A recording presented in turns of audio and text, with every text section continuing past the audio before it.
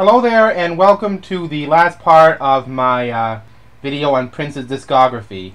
When this album first came out, it was Prince's first new release commercially after the new millennium, and the first official release by Prince, not the artist formerly known as Prince. It actually doesn't say the name Prince anywhere. I love that album cover. There it is, Prince. His pictures on the CD. Very grimdark kind of picture, actually. It had a little yellow sticker right there in the original packaging saying the controversial new album by Prince. This is a very soul, jazzy, funky album. I really like it. Interestingly enough, even more so when I found out that this album is actually about Prince's religious conversion to the Jehovah's Witnesses, at the encouragement of Larry Graham. A lot changed for Prince after this. He actually started changing some of the lyrics to his songs in concert. I guess I wasn't paying a lot of attention to that. The next Prince album that came out was this, in new, actually. Kind of like his Madhouse projects. It folds open like this. I don't know if you can see it. I'm trying to open this up a little bit so you can see. There you go. It's like a four triad. Oh, come on there, star. See, and try to get this folded up a little later. The song on the album, if I can get them, East, West, and South. Good fusion and get his name credited there. Anonymous record, not something that you'd see very often. Now, all of Prince's albums to date have since come in digipacks, like this, by the way.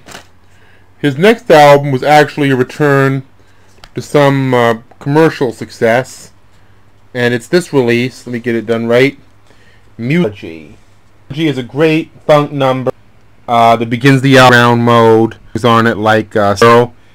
Still searching for a new kind of Prince sound for himself after years of being the artist, and still trying to put it all together. And he was getting there, but he wasn't all the way. But this album has a lot of potential, and actually one of his best in years. It was a pretty big success too.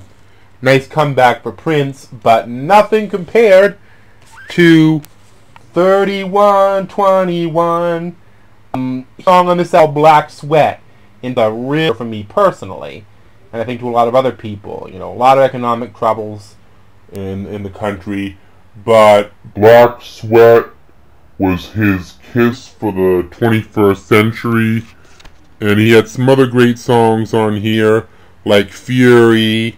I actually like Tiempo Corazon. Sorry, I said it with a French accent. The word. This album might actually be a modern day sign of the times. The beginning of a new comeback for him. But being Prince, another holographic cover, symbol included again, and Prince in a very grandiose pose of the Almighty. Now, a note. I wrote these titles on the beginning back there on the back in Sharpie pen because Prince chose not to write the titles of the song anywhere on the album, so I had to get them off the internet. It's a good album. It has a song on it called Guitar, but it just isn't 3121. Very much analogous to the relationship of Purple Rain and Around the World in a Day, 2 decades earlier, I would say. This is actually a 2009 release by Prince, only available at Target. Excuse me. Gloria Estefan's latest album is also released exclusively to Target. This is actually a three-pronged album, which I will show to you. Bria Valente, the latest Prince protege, released an album called Elixir. Not a bad record. Prince's Lotus Flower. Not a bad record. And then MPL Sound This is an amazing, amazing release. This is Prince getting back to his 80s kind of roots on this particular album. Probably one of the best he's released in years. It's a good set. Worth picking up. You can still find a few strays here and there at Target. Not an expensive album to get. Worth getting. Bria Viante album. It's not bad. Haven't heard much from her since. Not a bad little release at all. Now we come to the rarest of the rare. This album was only released through an English newspaper in 2010, and if I understand it, only available for a day. It's called 2010. It comes in a little tiny sleeve like that. It's actually CD sized. I'll use the first album as comparison. It's not Japanese obi sleeve. This was actually posted to the front of a newspaper. I think it was the Times. And this is a very hard album to get. The only reason I got it is because a local record store chain apparently got some copies of that paper and a few copies of the album. But it's a real collector's item.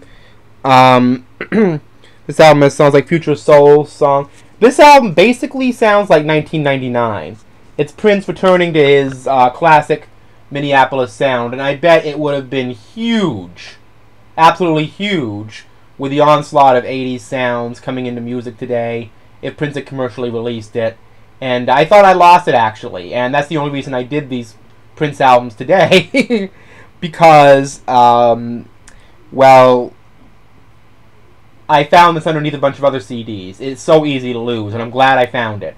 And this is one of my treasures. And that is the story on Prince so far. I hear he's got a new single coming out called Rock and Roll Love Affair. Maybe a new album, so there may be more to this in the future. So long for now. As Prince would say, peace and be wild.